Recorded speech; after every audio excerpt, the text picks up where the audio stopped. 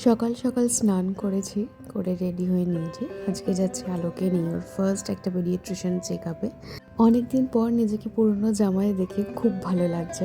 আর আমি এখন অ্যাপ্লাই করছি উইশ কেয়ারের এই সানস্ক্রিনটা। নিউট্রোজেনার পর যদি আমি কোনো সানস্ক্রিন অ্যাপ্লাই করে থাকি তাহলে সেটা হচ্ছে এই উইশ কেয়ারের সানস্ক্রিনটা, ভীষণই ভালো।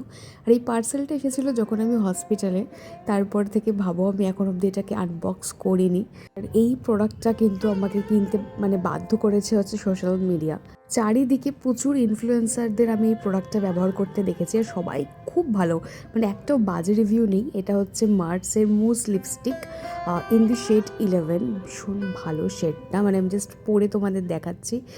মনে হচ্ছে যেন ইজিলি ঠোঁটের মধ্যে গ্লাইড হয়ে যাচ্ছে, কিন্তু আমার ফার্স্টে মনে হচ্ছিলো যে আমাকে একটু ওয়াশ আউট করতে পারে, সেই জন্য আমি একটুখানি লিপ লাইনার অ্যাপ্লাই করছি। কিন্তু লিপ লাইনার অ্যাপ্লাই না করলেও ওই কালারটা অ্যাজ ইট ইজ ভীষণ সুন্দর লাগছে।